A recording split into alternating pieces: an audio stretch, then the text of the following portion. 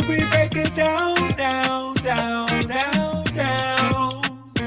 She break it down, down, down, down, down. She got a message for the people, a brilliant mind and a clean soul. She's standing up to the evil and making sure that we all grow strong enough to break these chains we in that keep us in this painful condition. She give us truth and division. That's why we listen. She break it down, down, down, down, down. She break it down, down, down, down. Yes, she do break it down. Welcome back. You are listening to Lurie Daniel Favors on Sirius XM's Urban View, where talk empowers and becomes action. Hello, YouTube. Welcome to the Lurie Daniel Favors Show Experience. We got a lot to get into this morning. Of course, I want to remind all of you to please like and subscribe to this channel if you're not already. Please like the video, share the video. We are guiding algorithms, okay? We're guiding them into truth and honesty, regardless of whether they were programmed that way or not. And we are also needing to remind you that in just a few days, I'm going to be opening up the door to my online community. I had a meeting with the team last night. We didn't finish until damn near after midnight. Shout out to you, Matt, and everybody else who was a part of that call. But those doors will be opening later on this month on the 16th of February. And the only way to get access is to be a part of my mailing list at LurieDanielFavors.com. So please go to LurieDanielFavors.com and sign up, and you will be able to get the link once we open up those doors. I'm very excited about this. This is going to be kind of like a Patreon, but not really, because you're not just going to be getting content from me that you're not going to get anywhere else. And I don't mean a whole lot more content, because y'all get a ton of content from me, but it's also an affinity space. It's an educational space. It's a support space to really bring together all the different parts of my communities, my YouTube people, my podcast people, my Urban View people, my Instagram people, a place for all of us to connect and to build,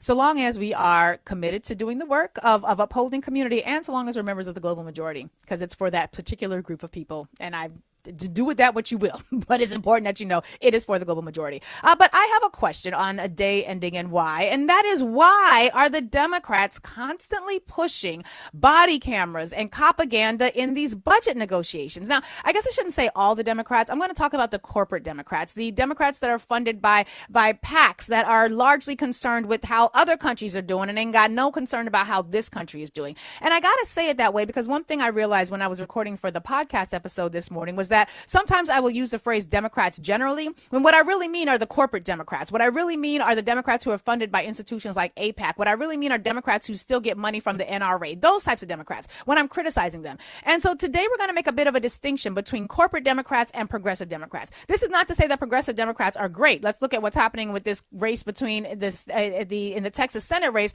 between the amazing Jasmine Crockett and James Tallarico. I have interviewed both of them on these airwaves before. I have thought that James Tallarico was a decent human being. He's challenging white Christian nationalism. Jasmine Crockett, I think, is a bad sister, a bad mama jamma. She is phenomenal and amazing in so many ways and doing some real important work. And so I was very concerned to realize that James Tallarico's name has now been outed as somebody who has been very nefarious in the way he has been dealing with some things. And so I don't mean all progressive Democrats are good, because he, I think, identifies as a progressive Democrat, but the way he has conducted himself in this race, Texas, y'all got some things to figure out. All I'm saying is, y'all said Jasmine Crockett was all for AIPAC. Jasmine Crockett don't get no money from AIPAC, but you know who was at AIPAC parties partying with them?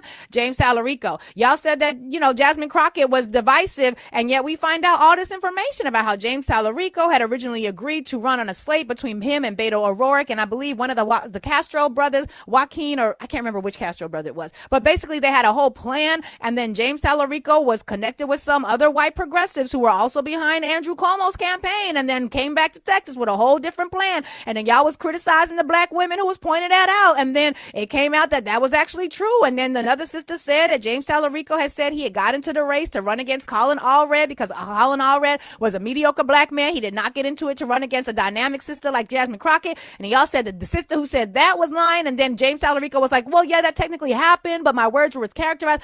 All I know is I'm not saying that progressive Democrats are amazing.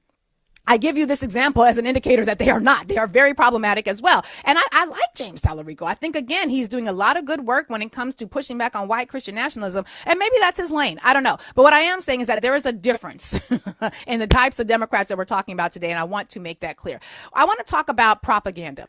Propaganda is the use of information to sway people to believe things that may or may not be in their best interest, but it's not used for informing. It's more used for persuading. And I know there are other definitions as well, but that's the one I'm going to go with today, because we're talking right now about the funding battles that are going to either continue funding ICE slave catching operations or defund it. I know that there are progressive Democrats who are fighting for ICE to be abolished, and that's where I'm leaning into. I think ICE should be abolished. ICE is younger than the theatrical debut of Lilo and Stitch. You got Disney characters older than ICE, new Disney characters that are older than ICE. But I want to unpack what's been happening, because one of the issues that we had was that the government had been temporarily shut down because the Democrats had decided to put up a fight. And they decided to put up a fight because we, the people, have been calling them, have been emailing them. We've been using the 5 Calls app to make sure that people were crystal clear that we ain't having it, that ICE is a bunch of slave catching, fugitive slave hunters, and it was diabolical. And so the Democrats, we saw, began to feel the heat. And we know they began to feel the heat because the Democratic leadership, the corporate Democratic leadership, began making different decisions. And so they decided to not go forward with the funding for the Department of Homeland Security. And over the weekend, the government was temporarily shut down, but then they got just enough Democratic votes, corporate Democratic votes, to reopen the government for the Department of Homeland Security budget package for another few days, up until February the 13th. So they're now in negotiations. And this is where the real funding battle is going to begin. Now, the debate over the Department of Homeland Security, as we see in outlets like The Hill and others, is basically whether or not ICE should continue getting funding on top of the goo gobs of billions of dollars that they got in the big bitch ass bill that they passed into law in July of last year. And essentially, Democrats have been very much willing to, well, you know, we got to have a government. It's got to be funded. But then once I started murking white American people, it was like, oh, well, now maybe we should pull back a little bit. They was all right with Keith Porter. They was all right with the Latino names and the Asian names of people who was getting killed by ICE. But when the whites started getting murked, that's when all of a sudden it became a slightly different issue. Now, again, the package that was approved on Tuesday, just yesterday, it includes funding for the Department of Homeland Security through the February 13th. And then after that, it's questions. It's questions. What's going to happen after February the 13th? And so you got to remember that it's more complicated than just fund ICE or don't fund ICE, because the way ICE is constructed, it is a part of the Department of Homeland Security. And that means that other agencies that are part of the Department of Homeland Security, like the TSA, like FEMA, like the Coast Guard, these are also a part of this funding packet. And so it does make it a difficult decision that the Democrats have to make, because if they choose not to provide the votes to provide funding for the Department of Homeland Security, then TSA, FEMA, and the Coast Guard are going to have challenges when it comes to their funding. The other issue is that even if they were, again, to block that funding, ICE is going to have enough money to operate from now until glory, because ICE got so much freaking money in that big bitch ass bill that got passed in the month of July of last year. And in addition to that, again, even if the Democrats do hold the line, and I'm just saying this because I want us to have honest conversation and dialogue about this, Urban View. And even if the Democrats were to hold the line and do what we want them to do, there are other ways that ICE could still continue to operate. In addition to that, the billions of dollars that they already have, the Trump administration could basically declare parts of the Department of Homeland Security, like Customs and Border Patrol, basically could declare them as essential services. So even if the rest of the agencies in that budget package were shut down due to lack of funding, ICE is still going to operate because they are Donald Trump's paramilitary. They're slave catchers, and slave catchers often operate outside of the law. Other issues that we're experiencing are the fact that the Democrats are demanding, in terms of negotiation points, a bunch of bullshit. Like, it's not even, it's just, why are you negotiating? You could have just agreed if these were the things you were going to demand. Here are the things that they are demanding. Chuck Schumer has laid out these are the demands for the Democrats. Number one, they want to end roving immigration patrols, which is weird to me because, like, that's how they operate. That's what they do. They go door to door. They drive down streets. They go into stores. They go into churches. Well, ain't that weird? Because y'all suing people for going into churches. That's just so weird. It's so weird. But that's how they operate. So the Democrats are saying no more roving immigration patrols, and they want tighter rules around the use of warrants by immigration officers.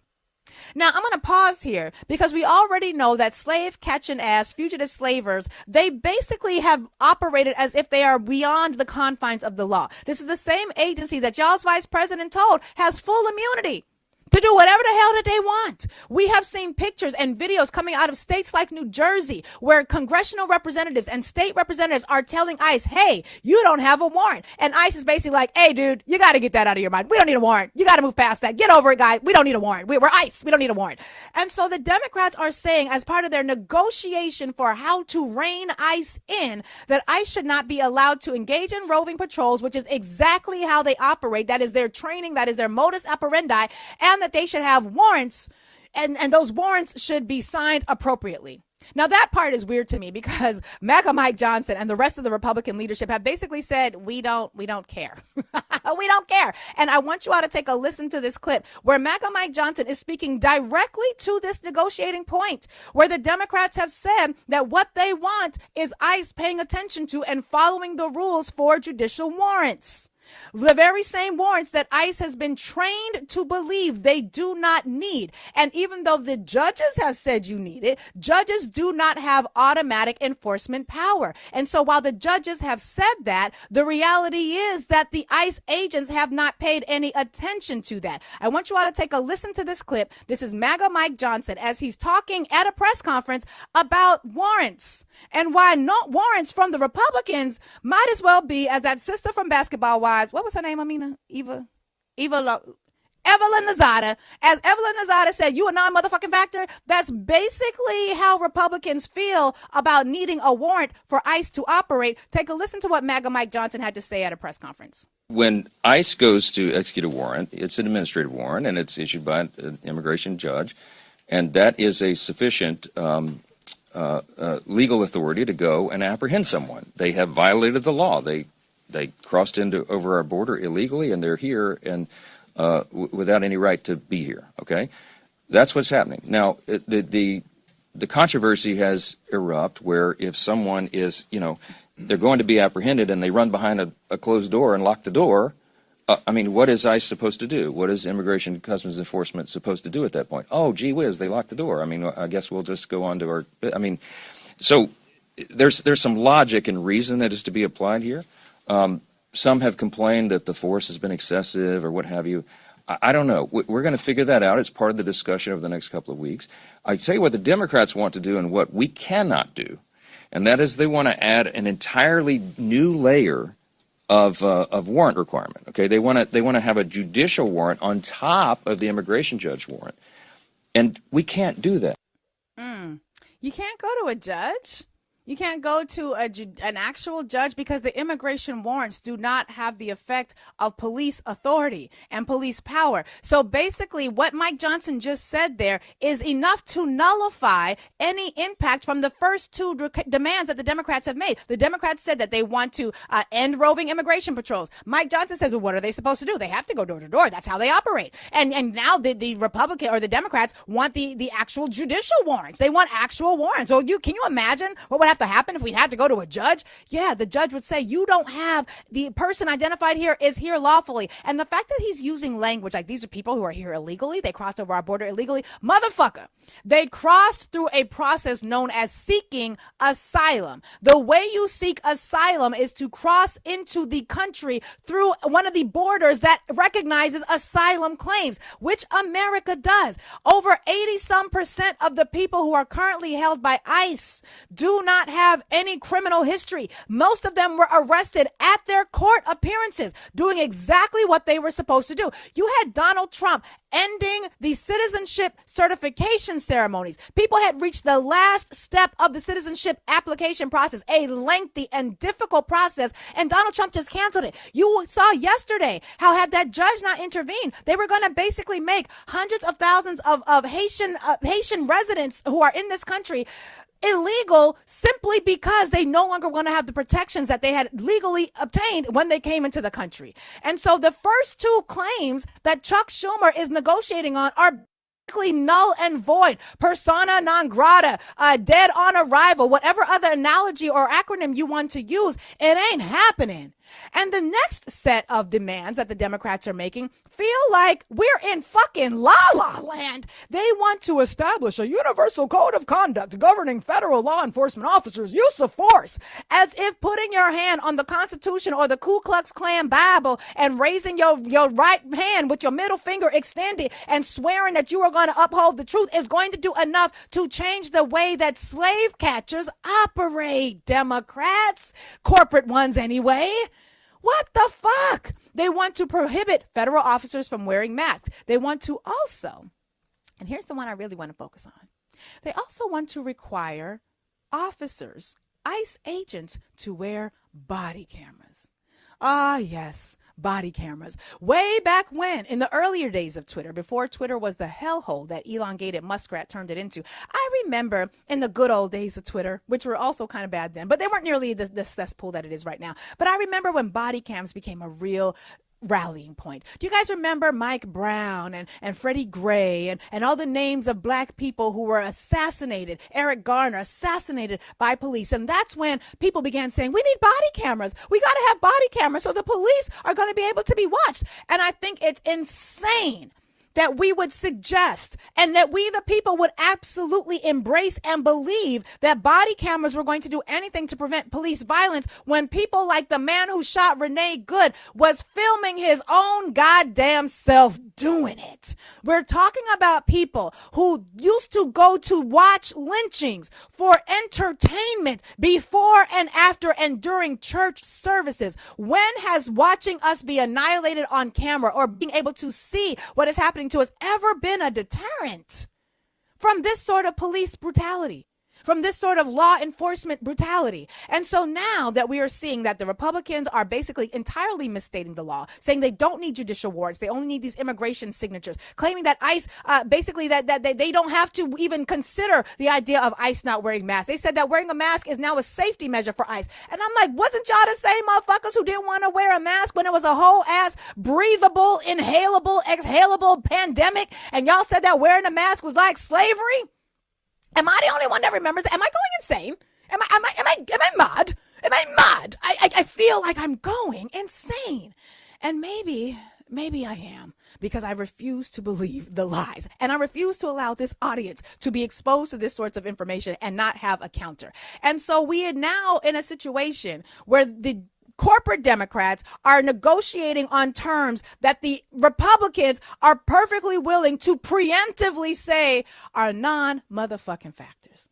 But all is not lost. We also have progressive Democrats in the House who want to go a hell of a lot further. Progressive Democrats want to include a requirement that, in addition to everything else that them corporate mamby-pamby Dems want, the progressive Democrats are like, pull back ICE completely. ICE has to be completely removed from operations. ICE is a defunct entity. It is a rogue entity. Pull it back entirely. Now, obviously, the corporate Democrats don't want to even have that conversation because they're clutching their alabaster pearls. What do you mean, get rid of ICE? What are we going to do without ICE? I'm Gen X. I remember when ICE became a thing because it was after 9/11, and a whole lot of us back then were like, wait a minute, y'all signing Patriot Acts, y'all signing all these laws that are basically going to suspend civil rights and civil liberties. You're starting wars in countries that ain't had shit to do with them planes going into them buildings. The fuck? So I remember life before ICE. We don't need ICE. Lilo and Stitch is older than ICE. Okay? We'll talk more about that in just a little bit. But now we have a situation where the progressive Democrats are making demands that are directly out of concert with what it is that the corporate Democrats are willing to do. And this is important because right now, the progressive Democrats, the people who are saying pull ICE back completely, they're recognizing the very evils that ICE represents. And when we look at civil rights attorneys, and I always mess up this man's name, I'm so sorry, but his name is Alec Karakatsanis. Karakatsanis. Karakatas. Mr. Alec. Mr. Alec is a civil rights lawyer. He goes by Equality Alec, Equality ALEC on the Twitters. He's a civil rights attorney. He's written a number of books about civil rights and propaganda, which is the sort of propaganda that's used to basically push policing talking points. And this matters a lot because of what we're about to witness and what we're about to listen to. One of the things that Alec Mr. Alex said, was that DHS, the Department of Homeland Security, is tracking people who protest using their biometrics and then entering them into databases so they lose their TSA pre-check. DHS is hunting people down who send them emails on behalf of asylum seekers. That actually happened. I didn't get a chance to cover that story, but there was an elderly gentleman whose neighbor was seeking asylum, and that elderly gentleman wrote an email to ICE begging and pleading on behalf of his neighbor. And you know what happened? DHS sent agents to his home. They basically subpoenaed him and are now dragging him through the legal mud because he had the temerity to advocate on behalf of his friend through an email. Mr. Alex says that DHS is tracking neighbors who help immigrants using facial recognition and license plate readers. And Mr. Alex says, and Hakeem Jeffries, and you can insert the name of any other corporate Democrat here, wants to give them more surveillance tech for every agent. Body cameras are surveillance technology. Body cameras do not stop police brutality. Body cameras footage is often held by the police department. When we had an event at the Center for Law and Social Justice at Medgar College just earlier this week, where we were introducing to the Black Brooklyn community the new Speaker of the City Council, Julie Menon. I've worked with her in collaboration on the census before. She's done some good things. She's not she's a righteous, okay? But one of the things that was troubling to me, and I had to ask the speaker about this, was why, with all the bills that the new City Council membership had vetoed, why didn't they veto or override the veto of the bill where former Mayor Eric Adams basically said that you weren't going to be able to have the Civilian Complaint Review Board get direct access to the body cam footage, and NYPD was going to have that footage. And the reality is that they got rid of a whole lot of other things that Eric Adams did, but they kept that one. And the reason I was so troubled by this was because from the beginning of the We Need Body Cams era, I have been saying body cameras, and that's not just me. The research confirms, the federal government's research confirms that body cameras do not stop police brutality. Why are corporate Democrats pushing what is really a surveillance tool as a reform mechanism? I want you all to take a listen to some of this testimony. And you're not going to get a chance to hear all of this, but in fact, there's more testimony that I include later on in the podcast. But this one testimony, this clip is a little long. It's longer than we usually play. But I want you all to take a listen to Aliyah Rahman. Aliyah Rahman is a Bangladeshi American. She was born in Wisconsin. She was born in Wisconsin. She has autism and she is disabled. She also has a traumatic brain injury. And this was the woman who we all saw on that footage when the ICE agents pulled her out of her car and slammed her to the ground face first while she was on her way to another traumatic brain appointment with her medical professionals, with her medical teams. And here's what happened to her. I want you to take a listen to this clip. It is devastating, but it is so important that we are aware as to what's happening right now. And this is exactly what the Democrats are negotiating for on some bullshit ass negotiation proposals. This is why what they're proposing as a solution ain't no solutions. Take a listen to this woman as she talks about her experience. I had not wanted to pull into a blocked, chaotic intersection, but verbally agreed to do so and rolled down my window after an agent yelled, "Move! I will break your effing window!" His first instruction. Agents on all sides of my vehicle yelled conflicting threats and instructions that I could not process while watching for pedestrians. Then the glass of the passenger side window flew across my face. I yelled, "I'm disabled," at the hands grabbing at me, and an agent said, "Too late." I felt immersed in a pattern, and I thought of Genoa Donald, an autistic black man killed by police during a traffic stop in 2021. I remembered Mr. Siliberio Villa Gonzalez, who was killed by ICE in his vehicle last year. An agent pulled a large combat knife in front of my face, which I thought was for cutting me, and later learned was used to cut off my seatbelt.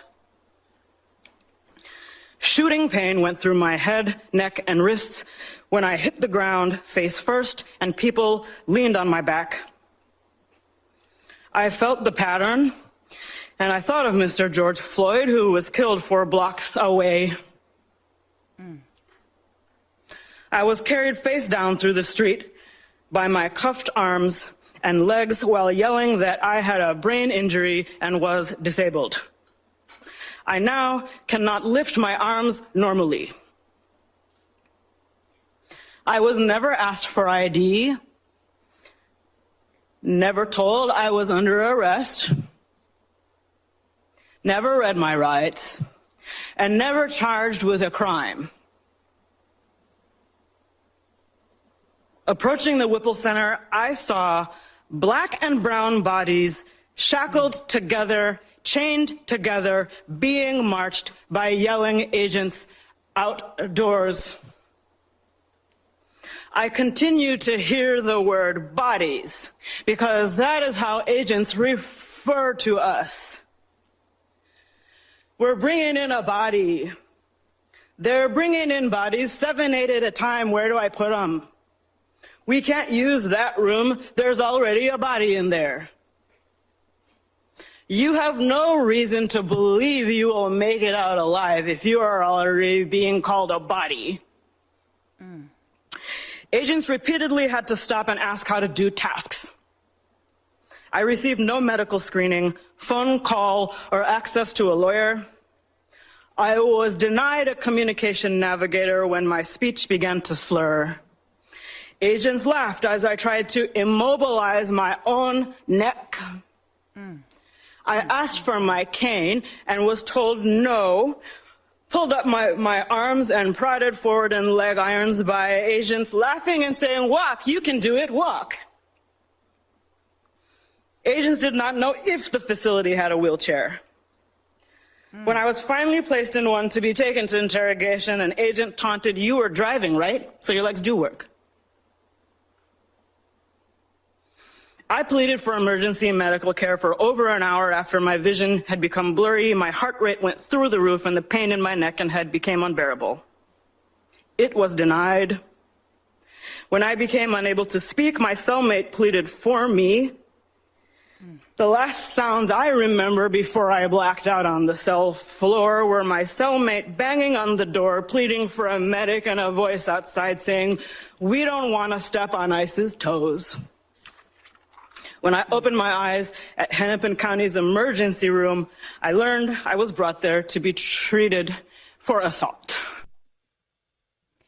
That's just one of many, many testimonies that took place yesterday and throughout the course of this week in front of Congress, talking about the trauma that folks who are being taken by ICE are experiencing, trauma that she as an American citizen experience. Now, I don't have time to play all the other clips that you'll get a chance to hear later on in the podcast. Again, the podcast is called Lurie Breaks It Down. That episode will be out later on this afternoon. But corporate Democrats are indicating that body cams and the demand that ICE agents pull down their face masks and that they wear identification, that's going to stop everything that you just heard. Them is slave catching, slave holding tactics. They just had to open up the manuals on what them people did on slave ships and what they did in auction blocks, and they're just applying it to the modern era and have expanded the enslavable caste of people.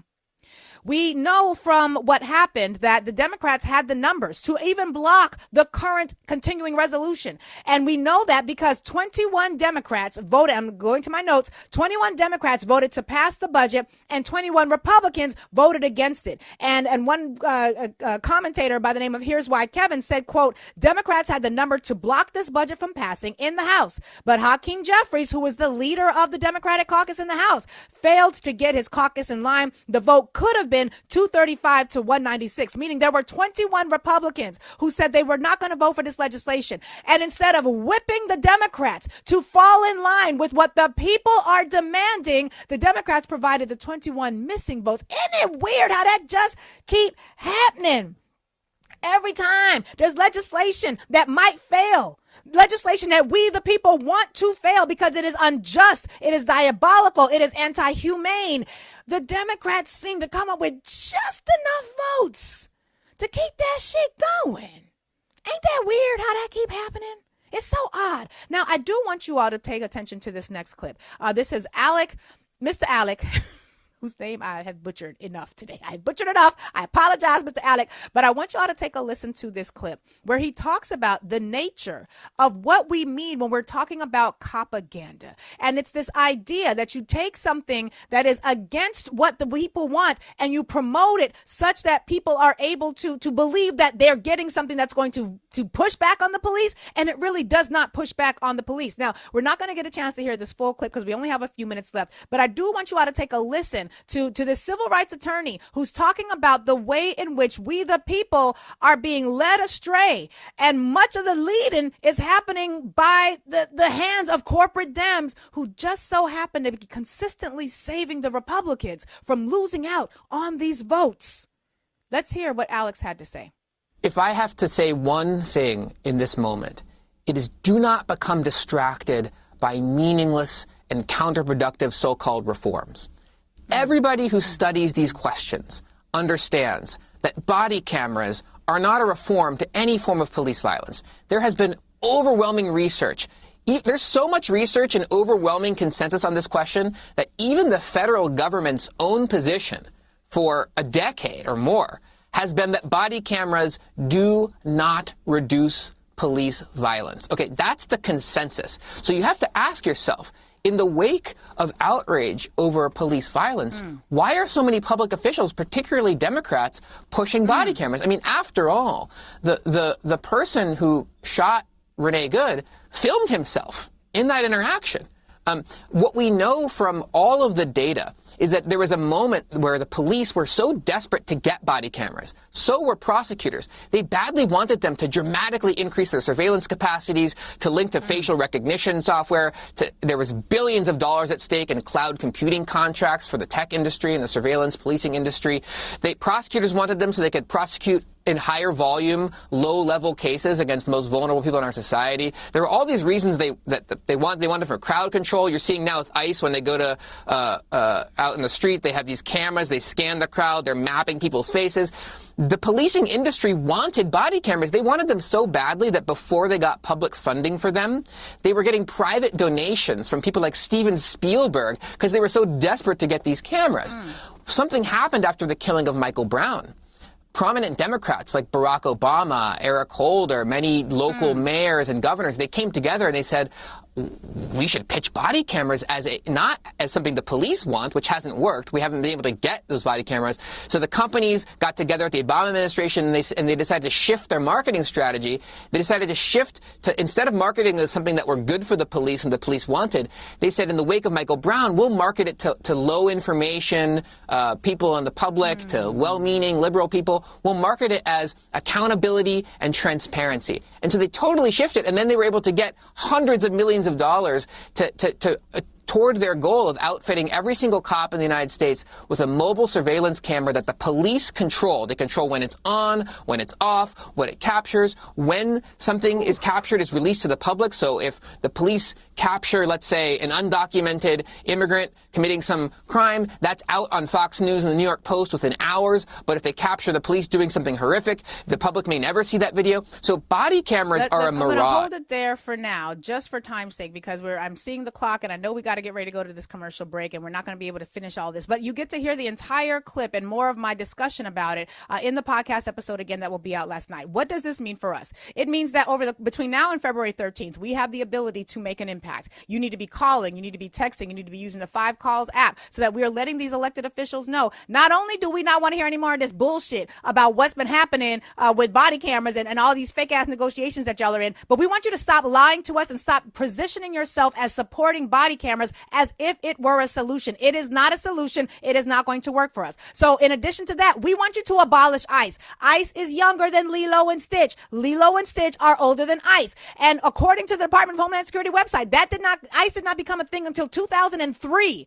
Most of us who are listening right now were alive before this. This agency is new. It is out of control, and it must be abolished. Now we're going to hold it here. On the other side, we're going to talk about why your president is using this as an opportunity for a whole lot of distraction action. He is distracted from the fact that right now there are boots on the ground in Nigeria. He's distracted from the fact that right now we know that he has been credibly named in the Epstein files and 3 million pages to the tune of being accused of graping and unaliving people. And all of that is what they would rather us not pay attention to. So I will be unpacking that with the Urban View family. YouTube, we appreciate you. We'll discuss more of this in the days to come. We got a lot to get to. Urban View, 866-801-8255, 866-801-8255.